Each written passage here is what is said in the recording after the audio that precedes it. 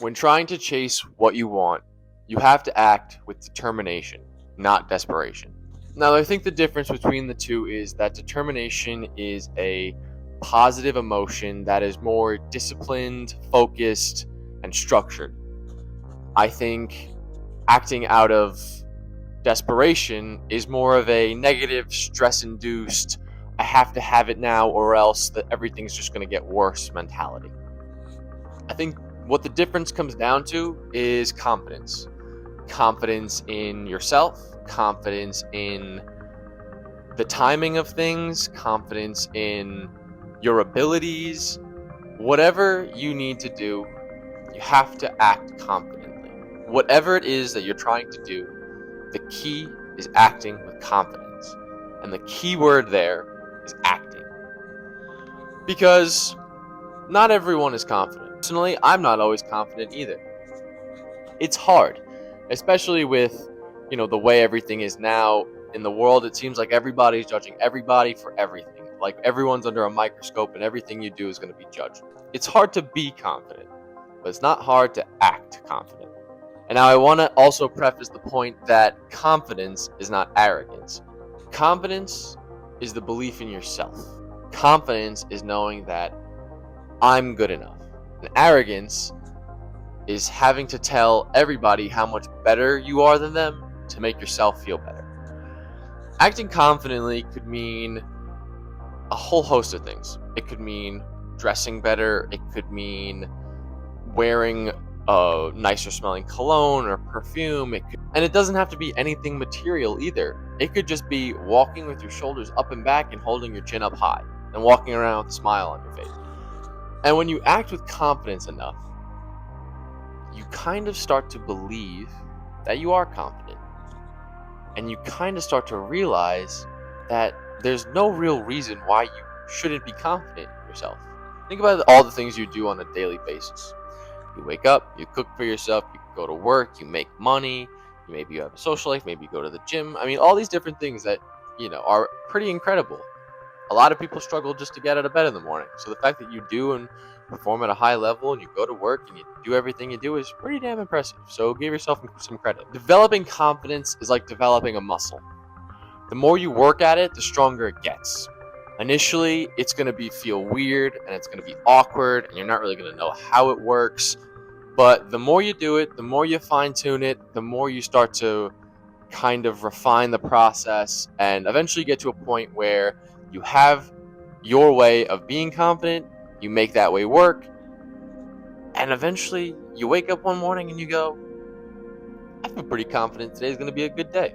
And once that thought is embedded into your subconscious, you'll be amazed at how many doors open up. Another way that I've seen a lot of people do this, which personally I haven't done, but it seems like an interesting concept too, is exposure therapy. If you're afraid of doing something, if you do it enough, eventually it's not going to be scary anymore. Take the example of posting on social media. If you're a content creator and you're new, it's scary to post online because people can be mean. Eventually you become numb to the bad stuff. Eventually it doesn't bother you anymore. You built up that tolerance. You built that level of confidence that stuff doesn't matter. It also kind of goes to say with that confidence also comes with training your thoughts to be more positive, because it definitely helps speed along the process. If you believe that you can become more positive, if you believe that you can become more confident, if you start to believe in yourself more, eventually those beliefs become a reality. And that's kind of the whole point of this thing. But going back to the initial point of determination versus desperation, I think to some extent people can smell both. And what I mean by smell both is, if I were to walk up to a girl and I were to say something to her and it was very evident that I was confident, I walked up to her, I said, hey, something along the lines of, I'm not saying this would work, but I'm just saying, if I went up to a girl and I was like, hey, I think you're really pretty, I'm free this Friday, here's my number, I'd love to get drinks or a coffee or whatever, I'd love to do whatever with you, blah, blah, blah. You get the point. And it came off very, and here's my number, text me if you're interested, and you leave. It's very concise. You came up confident, you spoke clearly, You looked at her, you held yourself well, you're well dressed, you smelt nice, whatever. There's more of a likelihood of her saying yes, or than if you walk up to her and you're all hunched over and you're nervous and you don't know what to say. If you walk up to her and you're mumbling and you're kind of like, "Hey, I think you're really pretty, and I was just wondering if maybe you wanted to go out sometime." Like, I feel, you get the point. You can see the contrast. The one comes off as more confident, the other one comes off as unsure of themselves. And even if it's not girls, right? Even if it's going in for let's say you're looking to write a book and you're going to a meeting with publishers and you say, "Hey, this is my book idea. It's good, it's well written, the characters are interesting, the plot is great, the twist is amazing. These are the characters," and you give a brief overview and blah blah blah, and you're passionate and you're into it and you're really excited versus, you walk in and you're like, "Yeah, it's an okay book. I really like reading it, but I don't know if people are gonna like it." You see what I'm getting at. And even if here, and I think the important thing here too is you might believe the latter. You might believe, that you're less confident. You might feel less confident. But it's not a matter of feeling. It's what are you projecting that matters. You're projecting that belief that I seem confident. On the surface, you can't tell whether or not I'm really confident or not. As far as you're concerned, I'm a confident guy who's very into his book. I'm very into whatever it is. I'm very into it. I really believe in it. I think it'll work. And my presence, my energy, my vibe gives off that thought. And I think that that's the key. I think it's just, how are you projecting yourself?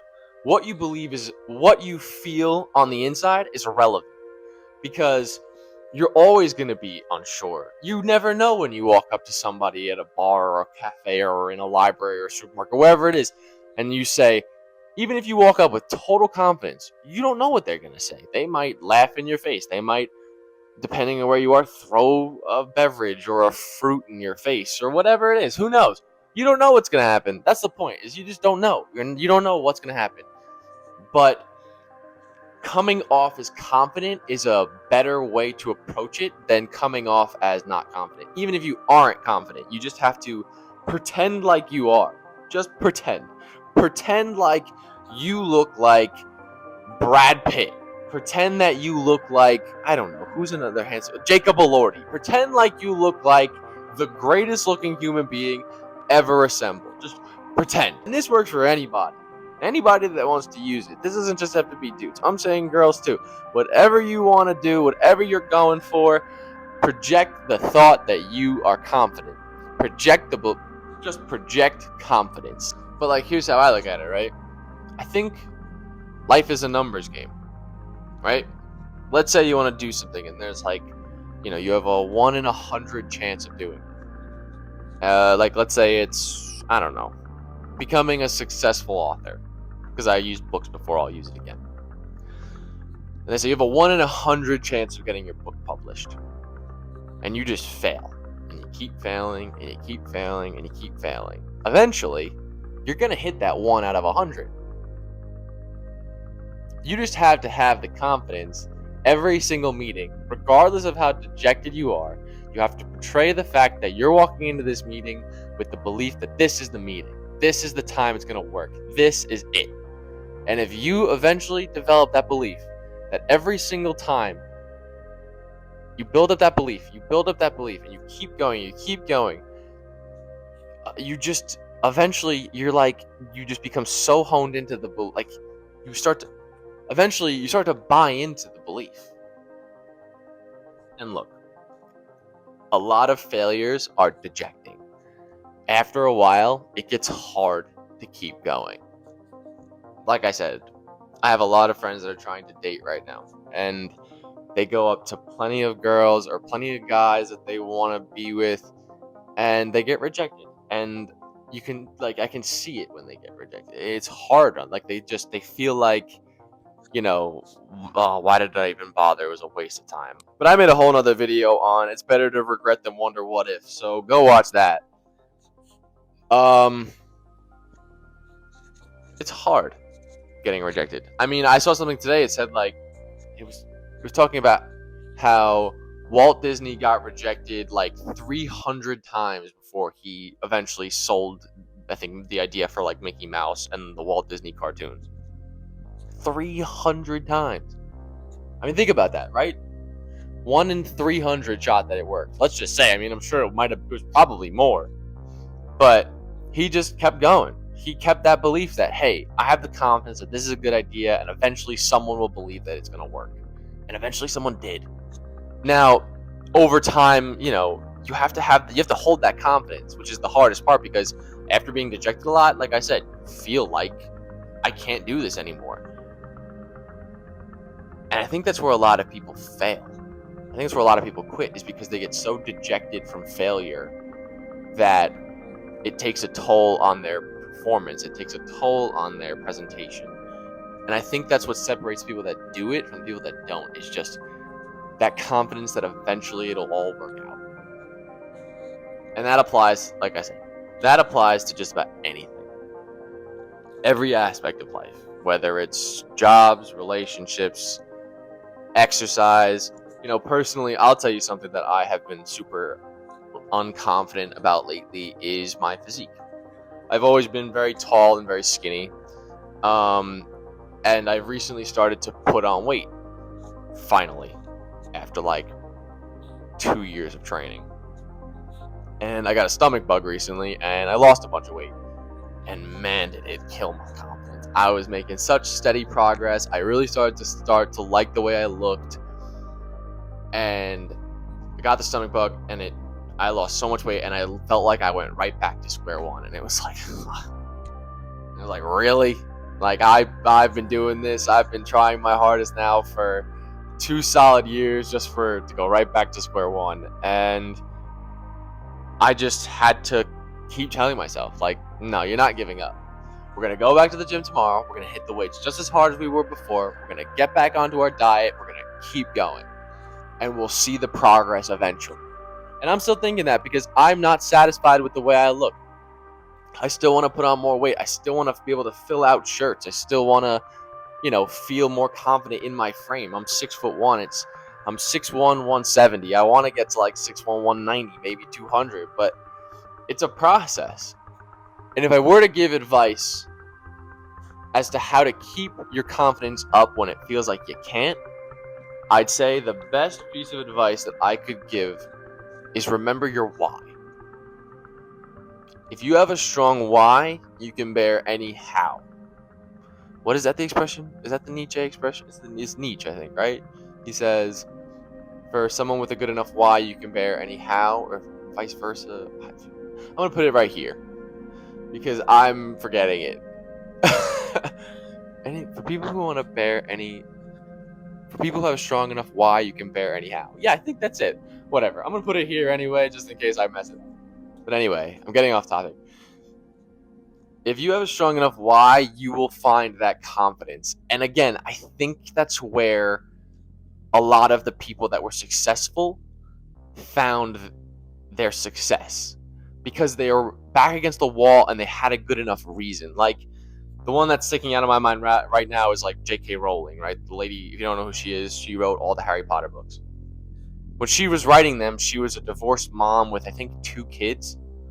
And it was either I keep up my work, I keep the confidence, I keep the belief, or my kids go hungry. If I give up, who knows what happens? I mean, I might not be able to find a job. I don't know what to do. But I have confidence that what I'm doing is gonna work. I believe in myself. I have this confidence. And it has to work, and I have to keep that fire. Because if I lose that fire, I don't know how bad things are going to get. And I think that's part of it too. If you have a strong enough why, your why as to why you want to do something. I mean, look, it could be the material stuff. It could be you want to become a Wall Street hedge fund manager because you want a lot of money. And that's fine. If that's the motivation you need, great. But from an artist perspective, from a passion perspective, even from a relationship perspective, your why is really important as to the outcome. Because think about it, right? Like if I want to become an artist because I just want to make money or I just want to be famous, that's not going to work. Like, look, yeah, I'm sure that's what you want, and it's not a bad reason, but there are a lot of good reasons. Like, a lot of the artists that I know, they're artists because the art is how they express themselves the best. The art is an expression of who they are, and it's the only way they know how to express themselves. They don't, they don't lift, they don't work out, they don't, their art is what makes them them. And a lot of the times, a lot of artists use it as a way to escape the darkness in their head or the bad thing they're going through. It's there. It's almost like it's what keeps them sane. Like, I do this because I feel like I have no other outlet. And the art that comes out of those beautiful type of people that find art in the darkest times and can turn it into something beautiful, that's a good reason. That's a good why. I create because I feel like it is the only way to stay out of my negative brain. And when I'm creating, I don't think about the negative thoughts. I don't think about what's going to happen tomorrow. I don't think about anything other than what I'm doing right now. That's a good why. That why justifies any how. Even take it from a relationship perspective. Take it like, okay, you want to be in a relationship because you want someone, let's just say, like, from a bad why perspective. You want to have a relationship because you want someone to have sex with. That's not a good why. There are websites for that. Yeah, that's not a good why to be in a relationship. A good why to be in a relationship is, I know that I have a lot of good things to offer. And when you meet somebody that you feel matches the energy, you feel like they're going to bring as much positive things into your life as you will bring into theirs. And the more you get to know the person, the more you learn from them, and the more they learn from you. And it's a learning process. And the better you both become because you bring each other up. And you build that foundation of, they're good for me, I'm good for them, I love being with them, I love this relationship. And no matter what happens, no matter what the how is or why is strong. If you're in a relationship and you have a strong enough why are you in the relationship? Because she makes me better and because I make her better. Any how that comes up, like any tough times that you might go through, you can work through it. If the relationship is purely sex-based, when shit hits the fan, you're going to say, yeah, I don't really care enough about you to stay in this. I'm in this for one reason, and so are you. So what the hell are we doing here? Hello. So, Chris from a few days later here. I was editing this video and I realized I never finished the thought. I got distracted because my phone started buzzing and I never wrapped up. So I'm going to do it now. When you act with determination, you act with more faith because there's more to be faithful about. When you act with desperation, there isn't much to hold on to. In fact, you're trying to find anything to hold on to. So you lose the faith a lot quicker. So when you're following your dreams, following your goals, act with determination and confidence, not desperation. Find a strong enough why, and you'll bear any how. Thanks for watching.